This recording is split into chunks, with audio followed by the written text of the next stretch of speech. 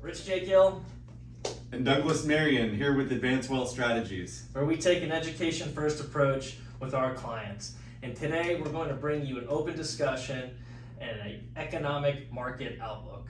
It's no secret at this point that the stock market has seen its worst performing year-to-date return since the great financial crisis. Inflation is high, interest rates are on the continued rise. Yeah, 9 of the 11 sectors are in the red. Energy and utilities are the two outliers, in the green for the year. The Federal Reserve just raised the federal funds rate by 75 basis points, bringing us to about 3.25. Rich, though all of this is sending shockwaves through the market, it's still important to look at things from the bigger picture. The S&P 500 is still up about 150% since the pre-financial crisis high, and up about 15% from the pre-COVID-19 high. Not to mention the 3.25% Fed funds rate is nowhere near what the economy experienced in the early 1980s when the Fed funds rate reached 14.6% to combat a very similar high inflationary environment. 14.6%, Douglas, that's insane.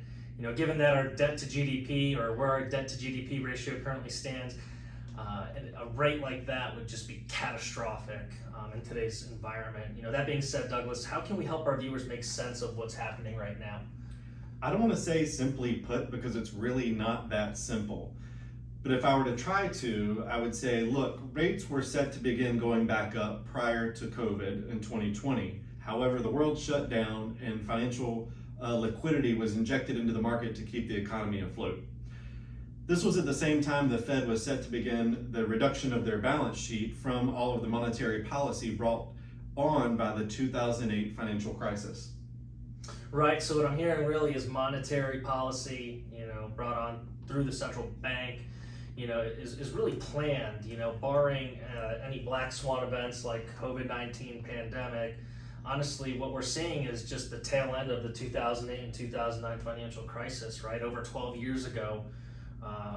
More so, it doesn't appear that the central bank is going to cease the increase of the federal funds rate, anytime soon until, inflation comes down from the roughly 8% we're seeing today to about 2-3%.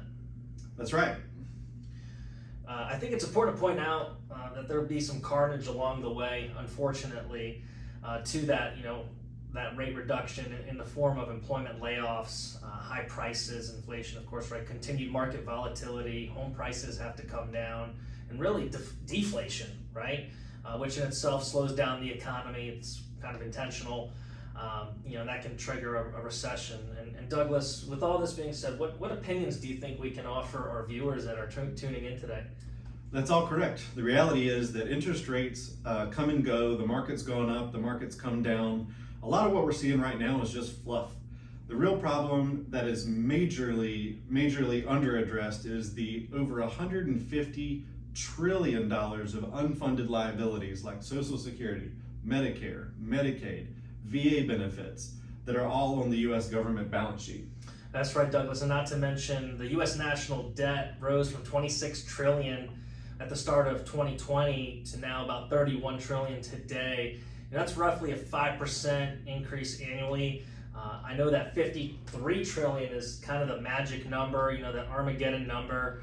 If we continue at that rate, that'll bring us around 2032, 2033, which is right around the same time Social Security Administration has stated that the annual federal tax revenue will only be able to make good on 75% of scheduled benefits. That's right. And you know what all of that means? What's that, Douglas? Higher taxes. Higher taxes.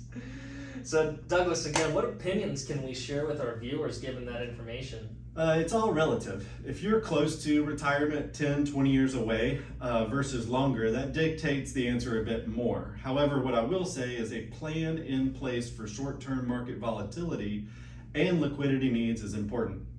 If we can help with any of that, it's here at AWS. But addressing the potential erosion of one's retirement funds by future potential tax rates, it's more important. You need asset location diversification just as much, if not more important than asset allocation diversification. So in short, Tax-advantaged income streams from Roth IRAs and LRPs should be taken into strong consideration for your planning. And we can help with that here too at Advanced Wealth Strategies, right, Douglas? We can. We hope you found some value in our economic market outlook today. Join us in the future for our education first content.